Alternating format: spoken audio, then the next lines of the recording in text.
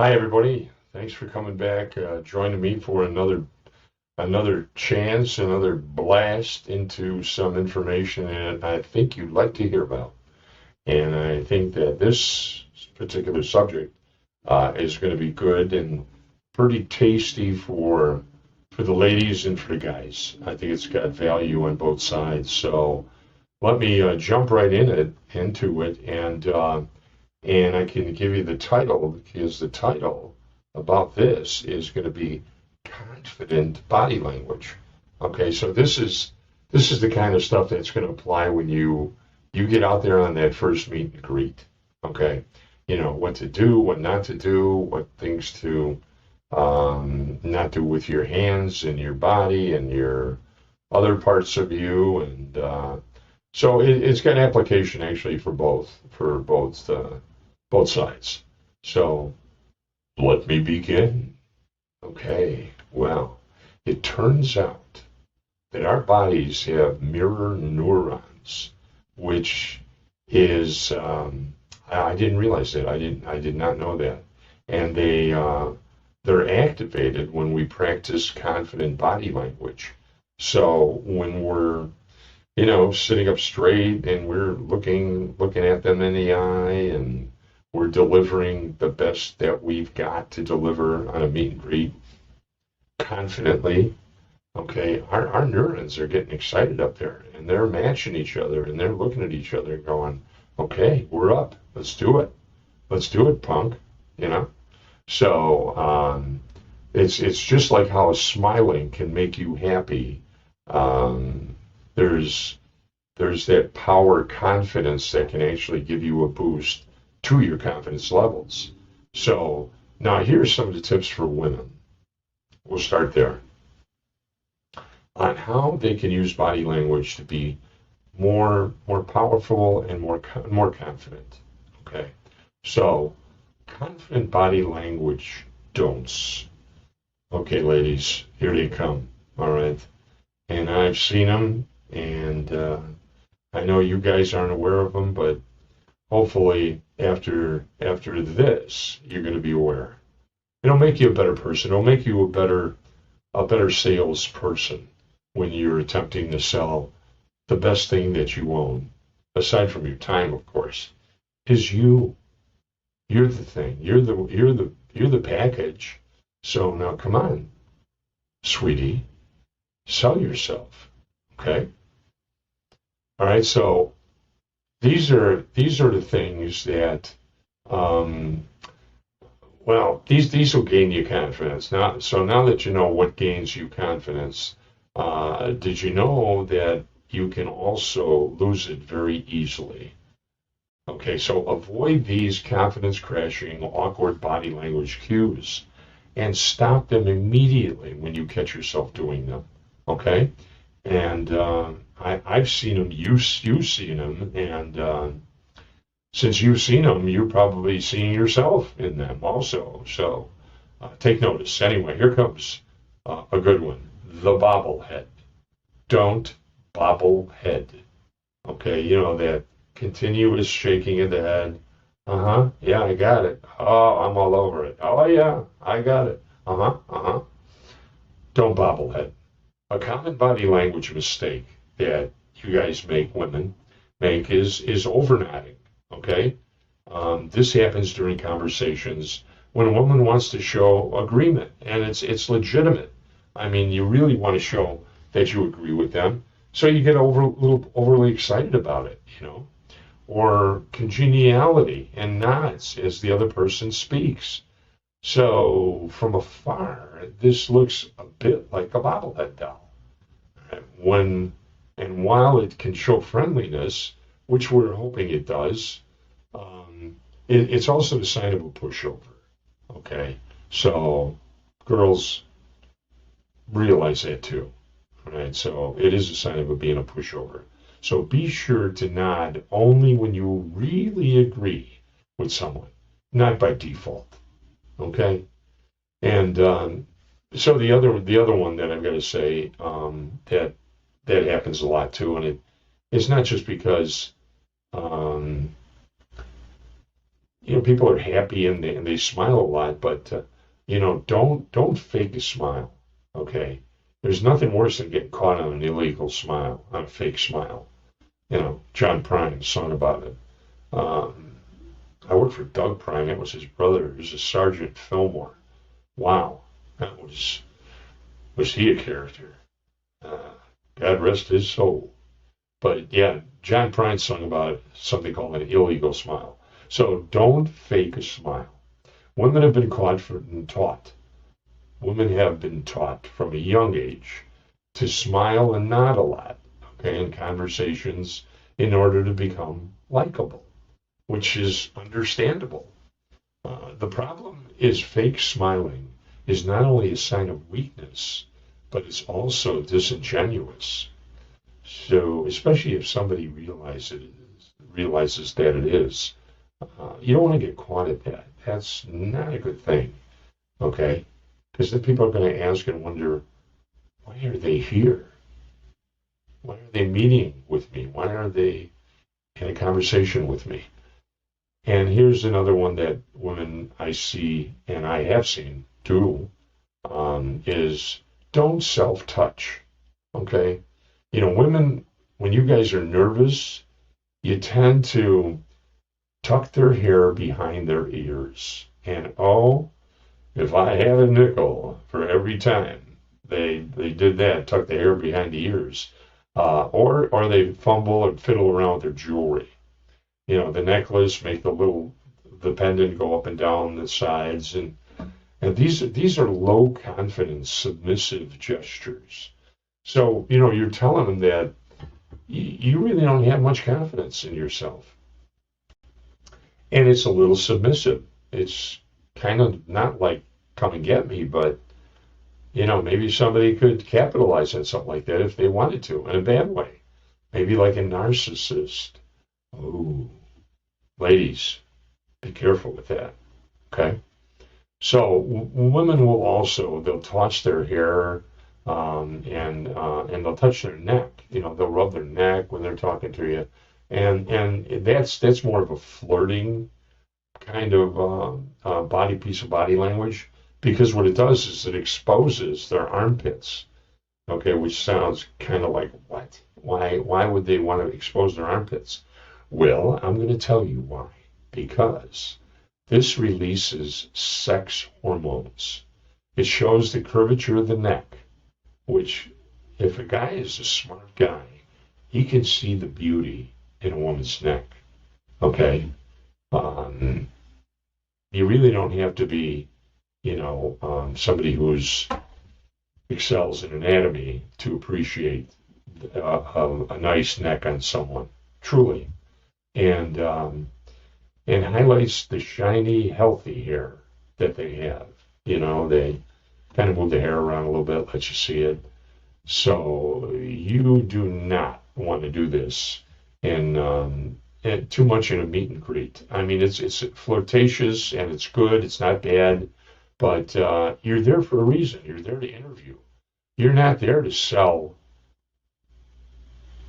your body or who you can become for them if they're nice and they play along.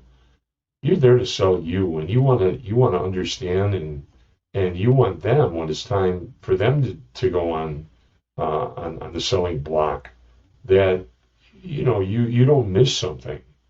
All right, but show them who you are. Show them the best of you. Anybody can do these other things to get the sex hormones going. And we talked about that in another show with Steve. The oxytocin and the endorphins and the serotonin anyway. So moving right along. All right. And the other thing is, and I've seen it done before, and I haven't seen too much of it on the meet and greets, but purse blocking. Ladies, girls, sometimes what you like to do is you like to put your purse in front of you or just to the side of you. And I know a lot of you put it on a seat next to you if you can, or hook it onto the side of the chair, which is good. But I think that I know when it comes to when it comes to famous people, especially politicians and movie stars, they want to appear less nervous in public. So instead of touching their arms, they may subconsciously replace one nervous cue with another by holding their purse in front of them or blocking their body with their purse. And I really got to go look back and see how much more of that I've seen and just wasn't aware of the significance of it in terms of body language. So, but avoid these other similar blocking cues. Holding a briefcase in front of you, holding a glass with both hands, so you're kind of covering yourself. Maybe you don't want them to see your, I don't know, plunging neckline if you have one, or maybe the buttons are a little tight and they're popping, Oh, I don't know. But it could be like something like that 40-year-old virgin movie when the guy's sitting across the girl and unfortunately her blouse was unable to hold her together. Oh, that was something special there. That was a funny movie. Anyway, so playing with a bracelet, a watch, a shirt cuff, or other objects near your arm, don't do that. I mean, take a look at them in their eyes. Try to focus on their eyes. That will give you a little bit more of confidence coming from you, and a little bit of power. And a little bit of power is good, especially if you've been demonstrating other body languages that maybe have given you or taken away your confidence or your power. So what I want you to know is it's okay to have sweeping gestures with your hands but you want to also avoid the mismatch by paying close attention to how you gesture with people. And, that will always help you to see, because now after hearing this, you may be a little bit more careful and listen to yourself and watch how you, when you're with friends or when you're with new people, what are you doing? Where are your hands? Are they on the table at the Panera or Starbucks, or are they on your lap? Either place is okay, but I think if they're on your lap, you could probably control them better so they're not in plain view where somebody can see that you're nervous by the way your hands or your palms are sweating and dripping, So, okay, a little exaggeration, but so, and another one that you want to kind of stay away from is don't wrist pop, okay? Because I know, women love to stand with one hip popped out, when they're standing and they cock that one hip out, you guys. I mean, it's a little bit attractive, especially if the curves are there. Wow. And then they have a wrist that pops out to the side. Oddly, a limp wrist or exposed wrists are a sign of submission. Did you know that, guys? It's a sign of submission. And both women and homosexual men tend to do this subconsciously when they're in a room with people that they want to attract. So that's what they do, is they have a tendency to, do that wrist pop thing and expose their wrists. So to the open palm and the okay gesture are both positive, nonverbal cues and help you to look more approachable and confident. Okay, so confident body language do's. Okay, so these are some of the things that you're going to want to do if you can remember. So, I mean, grab a pencil, piece of paper. What do you got to lose? At least have a couple of them, but so one would be, and I know it might not be obvious, especially if you're in a Panera at a booth or just in a booth anywhere. Your feet will serve as a direct reflection of a person's attitude. So when the feet are pointed directly toward another person, this is a sign that you're interested, because your feet are pointing to them. You're interested. Instead of like sitting sideways, crossing your legs, or, oh my God, how long is this going to go on? I asked this guy to page me up front. I gave him $20. They still haven't paged me to get out of here on this meet and greet. Just kidding. If, on the other hand, the feet are pointed away or toward the exit, this may mean the person is thinking more about leaving than talking to you. When speaking with people in positions of power, okay, not only the meet and greets, but power, be sure to point your feet toward them because it shows that you're engaged and respectful. It is also a sign of respect. So when women are nervous, they tend to take up as little space as possible, crossing their legs and tucking their arms into the chair and folding them over like right by their chest. But this looks weak. It makes you look weak. If you are nervous or anxious and your ankles are crossed, uncross your feet. Put them on the ground and squeeze your toes to release the pent-up anxiety. Nobody's going to know that you have it. Just squeeze them real hard, and that'll help you to kind of get your control back. That will work. That does work. Okay, so, and whatever you do, I've been guilty of this myself too. So, don't stare at your phone. Okay, people who are introverted tend to check their phones when they're nervous. But this puts you right into defeated body language. So try to avoid checking your phone when you want to feel confident. Don't do that. And again, try to relax. Okay, real important. Be relaxed because it shows you're confident. It shows you have power. Okay, and this is something you can play with. Speak loud and low.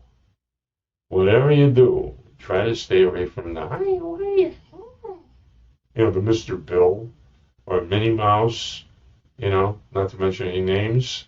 I can give you initials. No, I won't. But it just sends your brain into, your neurons start smashing into each other, and they're looking for hostages. And there are not a lot of hostages in the brain unless you pick up some dead neurons. But okay, so science shows that people who speak louder are perceived as more dominant. I see time and time again women who speak as if they're asking for permission, not giving it. Since women with lower voices are also perceived as more dominant, it's a good idea to speak louder and lower for maximum confidence.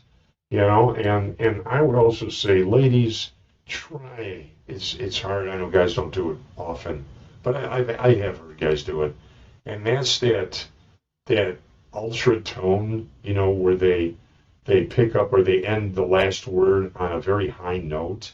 Like, I went to the zoo today, and how are you today? And I wanted to do that too. And then it was over there, but not a good idea. It doesn't demonstrate the confidence that you need to project if you're, number one, you're in a business situation, or in a business meeting, or in a business conference, or you're in a meet and greet. You don't want to sound sing-songy.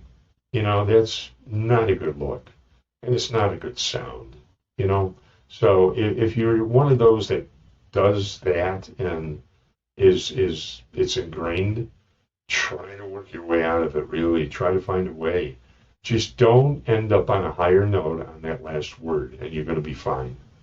And there is something else out there called voice fry. And I know some people want to do it because they think it makes it sound sexy. Okay, so a voice fry would be something like, and then I walked over to the door. It was wonderful. Sweetie, that's not going to get you there. All right. Maybe it'll get you in the car after the meet and greet if that's where you want to go and that's where you want to be. But you're not showing strength. You're not showing power. You're not showing confidence. All right. Let them know who you are. Don't be submissive. And the voice fry, bad place to use that. Okay. So And so use a deeper and a little bit louder voice. I mean, I think guys like to hear that. Not so loud that people in the other booths are going to start looking at you, or holy cow, is this one loud? Um, anyway, remember your goal is to sound natural and relaxed while making these small little tweaks. So, if you start sounding like an obnoxious monkey, and for those of you out there that have that tendency, it's probably better to use your normal voice. Really. The obnoxious monkey? Oh my gosh. Wow. Can you imagine waking up and hearing that in the morning? It's worse than fingernails on a chalkboard, you know? Even Mr. Bill would be better than that. Okay. All right. Whenever you feel or your nerves are really getting anxious and you're getting anxious and the anxiety's kicking in, imagine a string is pulling you up by your head, but remain grounded. Okay, so now you're imagining the string has got you attached to your head, it's pulling you straight up. Kind of like, I won't call it a bag of bones, but the skeleton on Halloween. You know how that sucker's perfectly straight when you hang them up in your window and scare the little kids? Poor little kids. You know? Um, here's a real good one. And this one I highly recommend. If you can manage this, this will be good for you. Use your good side when you're meeting someone. So if you're going to sit at a table that has 4 chairs and you're going to occupy 2 chairs with your person, your meet and greet person, or your business meeting, whoever it's going to be, is let them sit first. Okay? Let them pick the seat they want. And then you pick the side, whether that be on the left or on the right, because you know what your better side is. And then again, you may be one of those symmetrical girls, those drop dead gorgeous beauties where any side is perfect, any side is okay. I have seen those; they do exist. Rare to be held, but to be told, but they're out there. So, right or left, pick a side. You know what your better side is, and this is it's a psychological trick actually. But many people feel confident and amazing when they talk to people on one side, while chatting with a person on the other side may make them feel weak and anxious. So remember that one. Pick your side. So for me, I found over the years that I prefer people to be on actually my left or right. I think I could go either way. And it's not because I think I'm like stunning on both sides. It's just that I don't know. I know who I am and I know what I bring to the table. And I think I could go to either side. But I think I might have a better side than one of the other sides. And of course, we won't be revealing that here today. Anyway, so find the good side and use that technique because it will help you and feel more confident, and the people will probably enjoy it also. And this is another really, really good thing to do is to make extra eye contact. Okay. How much do you really look at someone during a conversation? Because, our eyes drift and we'll look at our phone. Here we go again with the phone, or we're looking at the door. Somebody's coming in the door, looking out the windows, and, but give them a little bit extra contact. And because eye contact is a surefire way to show confidence. It shows that you've got the power. You do. And you're not afraid to let them know, because eyes have energy. They do. People with more dominant personalities, people with who initiate speech more in groups, and people who attain a higher status in groups are less likely to be the first to break eye contact. They'll hold you, okay, with your eyeballs. Yes, they will, unless you have someone that has one of those drifting headlights. I talked about that in one of my other, I think it was with Steve also. that you might have some person that has like a floating headlamp, and it kind of goes 1180 on you. And, you almost don't know which one to look at. So if you're going to pay extra eye contact, pick an eyeball. All right. But I think if you're there and you got to decide which eyeball to follow, you might want to have yourself paged. You might want to say, geez, I think I left my car running. I'll be right back. Anyway, so you don't have to, another effective tip, let me say this, another effective tip is make eye contact, is to notice the eye color of everyone you meet. Okay, remember the color of their eyes. Some people have such beautiful eyes, and the color, oh my gosh, it's like, wow, you were really standing in the right line when you got that dose, So just notice it. You don't have to say it out loud or even remember it permanently, but at least for the time being, especially if you like the person. Okay, and then of course, there's what we call the full frontal. All right, and that's kind of more of a gesture if you're in a standing situation where you're talking to someone. Maybe you meet them in a party or at a party, or maybe you just decide to get up and stretch your legs a little bit because you've been sitting a little while, or maybe somebody says, "Hey, let's take a walk," and you just decide to stop and talk for a little bit. The full frontal pose is when your neck, your belly, and privates are not being blocked by your hands. They're at your side now. That's your side of your body, or behind your back, and you have an open, relaxed posture. That's called a full frontal gesture. And it's used by the most confident people you'll find in a room.